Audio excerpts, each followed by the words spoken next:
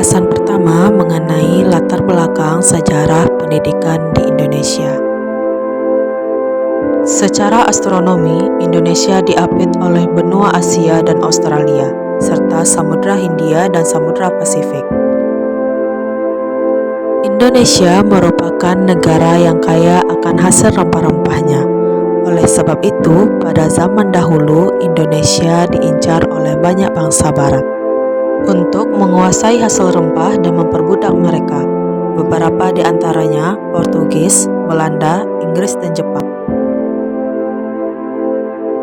Dari zaman sebelum kemerdekaan hingga setelah merdeka, kita sudah mengenal istilah pendidikan. Namun, tahukah kamu, pendidikan di negara Indonesia pada zaman dahulu sangatlah buruk. Tidak semua rakyat Indonesia bisa menempuh jenjang pendidikan yang layak. Padahal pendidikan menjadi sebuah kebutuhan bagi setiap individu dan begitu penting dalam membentuk sebuah karakter bangsa.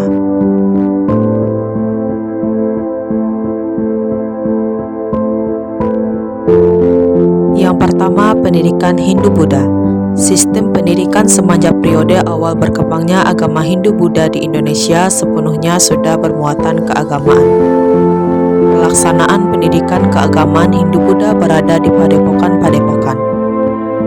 Ajaran Hindu-Buddha ini memberikan corak praktik pendidikan di zaman kerajaan-kerajaan Hindu dan Buddha di Kerajaan Kutai, Kerajaan Tarumanegara, hingga Majapahit dan Kerajaan Sriwijaya.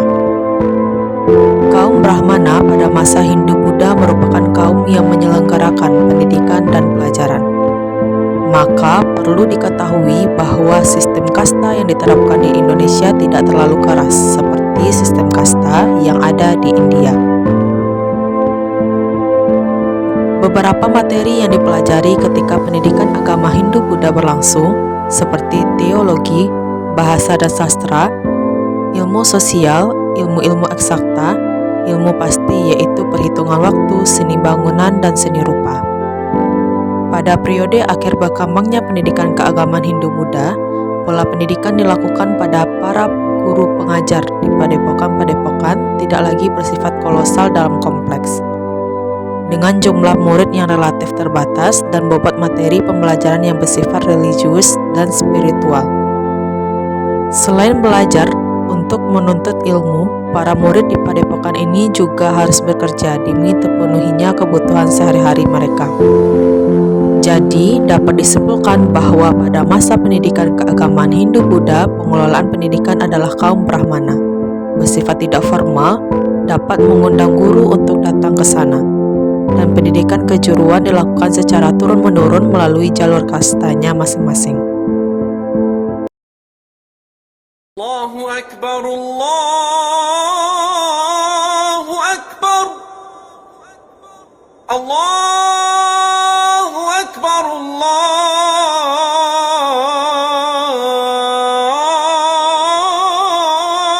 Akbar. Kedua, pendidikan Islam. Saudagar asal Gujarat pada abad ke-13 menjadi salah satu ciri-ciri dari mulainya pendidikan berlandaskan ajaran Islam di Indonesia. Mula-mula, kehadiran mereka terjalin melalui hubungan teratur dengan para pedagang asal pulau Sumatera dan Jawa. Kemudian, para saudagar yang beragama Islam asal Gujarat itu di Indonesia menjadi penyebar agama Islam. Ajaran agama Islam awal berkembang di kawasan pantai pesisir, sementara ajaran agama Hindu masih kuta di kawasan pedalaman. Kerajaan Samudra Pasai menjadi kerajaan Islam pertama di Indonesia. Jauh sebelum kerajaan Samudra Pasai berdiri, pengaruh ajaran Islam sudah masuk terlebih dahulu ke Indonesia. Terbukti dengan adanya batu nisan seorang wanita yang bernama Fatimah binti Maimun pada tahun 476 Hijriah di Leran, dekat Gresik, Jawa Timur. Adapun bentuk pendidikan Islam prakolonial saat itu, yang pertama, pendidikan di musala atau langgar, yang dilaksanakan secara sederhana dengan binaan guru mengaji yang memiliki status di bawah kiai. Materi yang diajarkan membaca Al-Quran dan fikih dasar. Kedua, pendidikan di pesantren, yang memiliki sistem pendidikan pemondokan sederhana. Materi pembelajarannya bersifat khusus, keagamaan, serta adanya penghormatan tertinggi kepada guru, dan santri datang untuk menuntut ilmu secara sukarela. Ketiga, pendidikan di madrasah, dengan sistem pendidikan yang mengajarkan agama dan ilmu pengetahuan seperti astronomi, ilmu pengobatan. Ketiga sistem pendidikan Islam ini tetap bertahan sejak datangnya kolonial Belanda hingga saat ini. Selanjutnya, pendidikan Kristen Katolik dan Protestan. Pendidikan Katolik bermula dari abad ke-16 melalui orang-orang Portugis yang menguasai Malaka.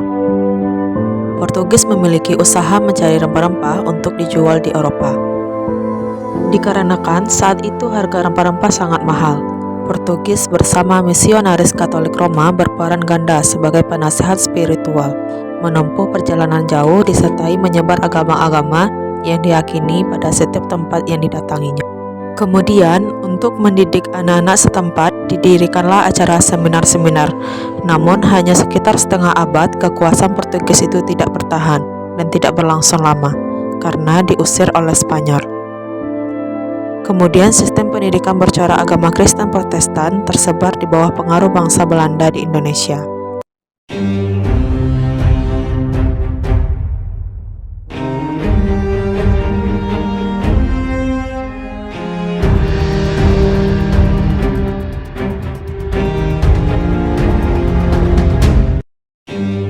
Pendidikan pada masa penjajahan. Indonesia mengalami perkembangan dari aspek ekonomi, yaitu perdagangan pada abad ke-16. Saat itu datanglah Portugis disusul dengan bangsa Spanyol datang ke Indonesia untuk berdagang dan menyebarkan agama Nasrani. Portugis datang ke Indonesia bersama dengan misionaris, salah satu namanya ialah Franciscus Xaverius. Menurut misionaris, dalam penyebaran agama Nasrani diperlukan untuk mendirikan sekolah-sekolah. Pada tahun 1536 telah berdiri sebuah seminari di Ternate yang menjadi sekolah agama anak-anak orang terkemuka. Pelajaran yang diberikan di sekolah Nasrani ini ada beberapa, di antaranya pelajaran agama, membaca, menulis, dan berhitung. Jika kita melihat dan melirik kembali kondisi pendidikan di zaman kolonial Belanda, sungguh sangat memprihatinkan. Pada tahun 1854, beberapa bupati menginisiasi pendirian sekolah kabupaten yang tujuannya hanya mendidik calon-calon pegawai demi kebutuhan mereka semata. Kemudian pada tahun yang sama juga lahir sekolah Bumi Putra yang hanya mempunyai 3 kelas, di mana rakyat hanya diajari membaca, menulis, dan menghitung seperlunya saja.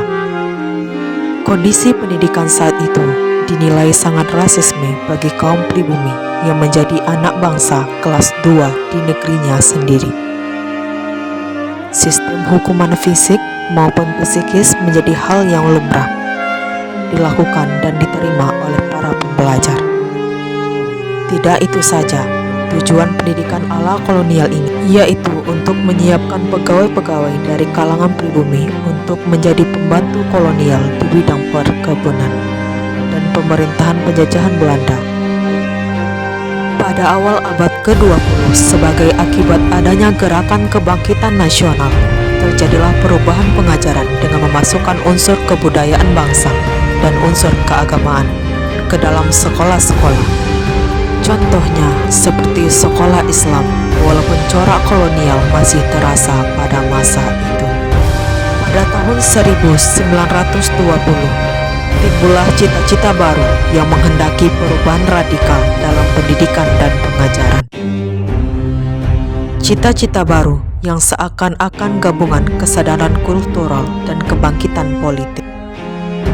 Keinginan untuk merdekanya nusa dan bangsa sebagai jaminan kemerdekaan dan kebebasan kebudayaan bangsa yang menjadi pokok sistem pendidikan dan pengajaran. Sehingga pada tahun 1922 terciptalah Taman Siswa di Yogyakarta yang menjadi sebuah gerbang emas kemerdekaan dan kebebasan kebudayaan bangsa. Taman Siswa hadir sebagai jiwa rakyat untuk merdeka dan bebas. Dari sini kita melihat bahwa saat itu terdapat keinginan bangkit dari keterbatasan dalam pendidikan. dan keinginan adanya merdeka dalam belajar. Pendidikan yang memerdekakan sudah ada sejak zaman dahulu, sesuai dengan konsep Bapak Ki Hajar Dewantara. Menurut Bapak Ki Hajar Dewantara, pendidikan adalah daya dan upaya untuk memajukan perkembangan budi pekerti dan kekuatan batin, pikiran, intelektualitas, dan jasmani anak-anak. Kemerdekaan bangsa tidak cukup dengan kemerdekaan politik, tetapi harus berarti pula kesanggupan dan kemampuan untuk mewujudkan kemerdekaan kebudayaan bangsa. Pendidikan tidak hanya mengembangkan diri dari yang tidak bisa menjadi bisa, atau yang tidak memiliki ilmu menjadi berilmu. Akan tetapi, pendidikan juga harus mengedepankan budi pekerti, adab kemanusiaan yang berbudi luhur. Pada tanggal 7 Desember 1941, runtuhlah pengaruh kolonial Belanda yang diikuti dengan tumbangnya sistem pendidikannya pula. Banyak orang Belanda diinternir oleh pemerintahan militer Jepang, sehingga banyak sekolah-sekolah untuk anak Belanda dan Indonesia kalangan lenyap. Hanya susunan sekolah untuk anak-anak Indonesia saja yang tertinggal. Kondisi penjajahan kolonial dan pemikiran saat itu membawa kepada kondisi pendidikan yang terus berkembang hingga saat ini. Setelah Indonesia merdeka pada tahun 1945 atau yang dikenal dengan masa Orde Lama dari tahun 1945 sampai 1966. Pada masa ini, setiap warga negara berhak mendapatkan pengajaran dari semua lapisan masyarakat. Adapun bahasa Indonesia menjadi bahasa pengantar dalam pendidikan di masa Orde Lama. Selanjutnya beralih pada masa Orde Baru pada tahun 1966 sampai 1998. Pada masa ini, pembelajaran kembali kepada Pancasila. Pendidikan terdiri dari pendidikan Pancasila, pendidikan agama, dan pendidikan kewarganegaraan. Setelah masa Orde Baru dilanjutkan dengan masa reformasi dengan segala perubahannya, sampai perubahan pendidikan hingga saat sekarang ini. Pendidikan terus berkembang, dari pendidikan yang berpusat kepada guru saja, sampai pendidikan yang berpusat kepada peserta didik. Seiring dengan perkembangan zaman, tentu kompetensi abad 21 yang akan dihadapi siswa juga akan berubah, di mana pada abad ke-21 setiap peserta didik dituntut untuk memiliki 4 kompetensi. Yang pertama, keterampilan berpikir kritis. Yang kedua, keterampilan komunikasi. Yang ketiga, kreativitas. Yang keempat, peserta didik dituntut untuk mampu berkolaborasi. Keterampilan pada abad 21 itu begitu penting bagi setiap peserta didik demi menghadapi perkembangan zaman. Karena pada hakikatnya, menurut Bapak Ki Hajar Dewantara sebagai Bapak Pendidikan Nasional mengatakan bahwa proses pendidikan merupakan proses memerdekakan manusia dalam segala aspek kehidupan, baik secara fisik, mental, jasmani, dan rohani.